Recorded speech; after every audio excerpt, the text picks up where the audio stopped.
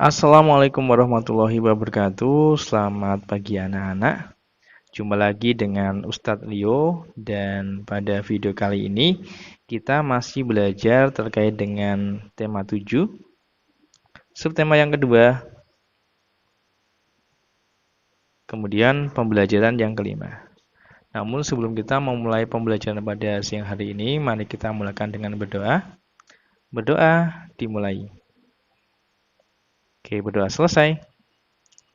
Nah, pada pembelajaran kali ini kita masih membahas terkait upaya bangsa Indonesia dalam mempertahankan kedaulatan Republik Indonesia. Nah, semangat dan sukacita menyambut proklamasi sangat terasa di seluruh penjuru Indonesia. Semangat tersebut diikuti oleh keinginan yang kuat untuk mengusir Jepang dari Indonesia. Nah, semangat dari pahlawan, yuk kita tiru dan kita rasakan bagaimana semangat gagah berani dan pantang mundur para pejuang Indonesia tersebut dengan kita menyanyikan lagu Maju Tak Gentar berikut ini. Ayo kita nyanyikan. Oke, jadi lagu Maju Tak Gentar merupakan karangan dari C. Simanjuntak.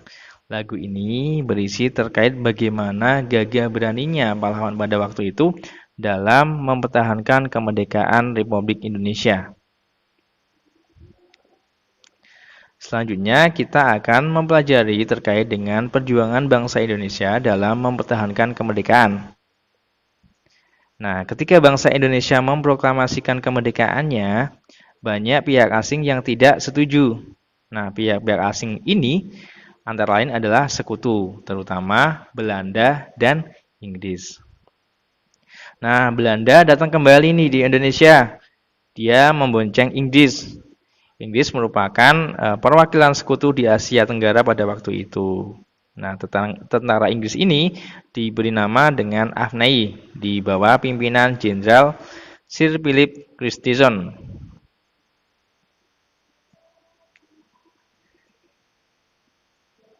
Nah, kedatangan bangsa Belanda dengan membonceng Inggris ternyata membuat rakyat pada waktu itu menjadi sangat marah, sehingga terjadi perlawanan rakyat di mana-mana.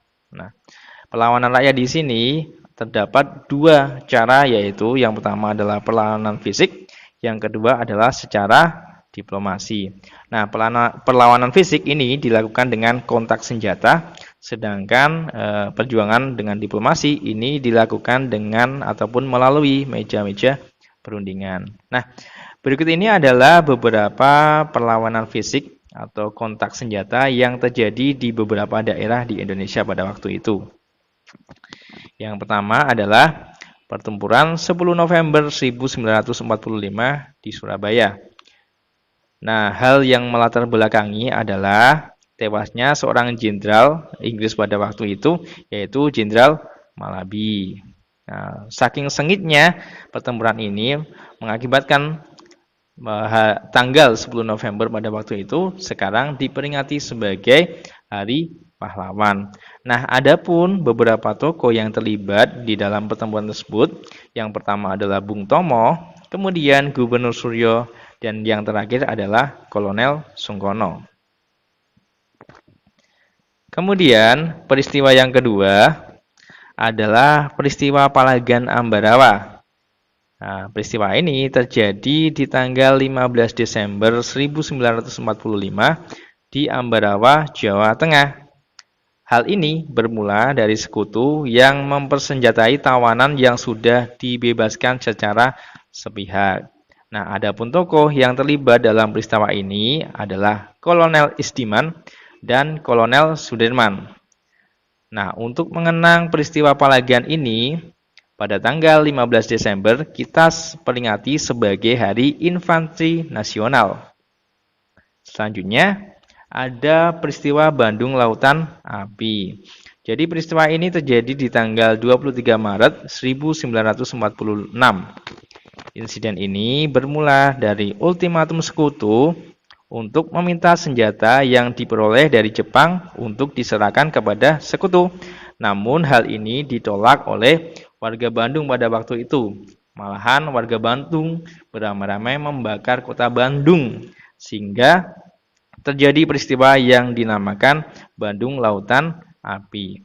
Nah, tokoh yang terlibat antara lain adalah Muhammad Toha, kemudian Abdul Haris Nasution, dan Suryadi Suryadharma. Nah, peristiwa selanjutnya adalah Medan Area. Hal ini terjadi di tanggal 10 Desember 1945 karena orang-orang Belanda menginjak-injak bendera merah putih. Nah, tokoh yang terkenal pada saat itu adalah Ahmad Tahir. Kemudian peristiwa selanjutnya adalah serangan umum 1 Maret 1949 di Yogyakarta. Peristiwa ini dipicu Belanda yang menduduki kota Yogyakarta dan mempropaganda bahwa TNI telah hancur. Tokoh yang terlibat antara lain Letkol Soeharto dan Sultan Hamengkubuwono yang ke-9. Nah, perjuangan bangsa Indonesia selain melalui jalur kontak senjata, ada juga melalui perundingan ataupun jalur diplomasi. Ada beberapa perundingan yang terjadi pada waktu itu. Di antaranya, yang pertama adalah perundingan Linggarjati. Nah, perundingan Linggarjati terjadi pada tanggal 10 November 1946 di Linggarjati, Cirebon, Jawa Barat. Dalam perundingan ini, Indonesia diwakili oleh Sultan Syahrir dan Belanda diwakili oleh Profesor Schermerhorn. Yang isinya, diantaranya, Belanda hanya mengakui kekuasaan Republik Indonesia atas Jawa, Madura, dan Sumatera. Kemudian, negara Indonesia Serikat dan Belanda merupakan satu uni dengan nama Uni Indonesia Belanda. Kemudian, Belanda harus meninggalkan Indonesia selambat-lambatnya tanggal 1 Januari 1949. Namun, setelah beberapa dekade, setelah beberapa peristiwa terjadi, Belanda mengingkari perundingan Linggarjati ini. Sehingga terjadi perundingan yang lain, diantaranya adalah Perjanjian Renville. Nah, Perjanjian Renville ini diadakan pada tanggal 17 Januari 1948 di atas kapal USS Renville milik Amerika Serikat. Isinya, Belanda hanya mengakui daerah Republik Indonesia atas Jawa Tengah, Yogyakarta, sebagian kecil Jawa Barat, dan Sumatera. Kemudian, semua pasukan Republik Indonesia harus ditarik mundur dari wilayah-wilayah yang diduduki Belanda. Dan yang terakhir, Belanda tetap berdaulat ke seluruh wilayah Indonesia sampai diserahkan kepada Republik Indonesia Serikat atau RIS. Nah, perjuangan bangsa Indonesia tidak berhenti sampai di situ saja. Ini terjadi lagi yang namanya Perjanjian Rumroyen. Diadakan pada tanggal 17 April 1949 di Jakarta. Indonesia diwakili oleh Muhammad Rum dan Belanda diwakili oleh Van Rooyen. Nah, isinya adalah yang pertama, pemerintah Indonesia dikembalikan ke Yogyakarta. Kedua, menghentikan gerakan militer dan mengembalikan tawanan. Yang ketiga adalah Republik Indonesia sebagai bagian dari negara Indonesia Serikat. Kemudian yang keempat, akan segera dilaksanakan konferensi meja bundar. Oke, selanjutnya terkait dengan perjuangan fisik dalam mempertahankan kemerdekaan Indonesia adalah bentuk perlawanan terhadap penjajah dengan kontak senjata. Perjuangan para pahlawan waktu itu sungguh sangat hebat. Tentu saja suhu udara saat itu sangat panas saat para penjajah menembakkan meriam dan mengebom. Nah, berbicara tentang panas, pernahkah kamu mengamati ketika merebus air sampai mendidih? Apakah yang keluar dari cerek? Dari mulut cerek keluar asap putih. Asap putih tersebut adalah air yang terkena panas, yang kemudian berubah menjadi uap air. Nah, kira-kira seperti inilah gambar dari cerek yang dimasak.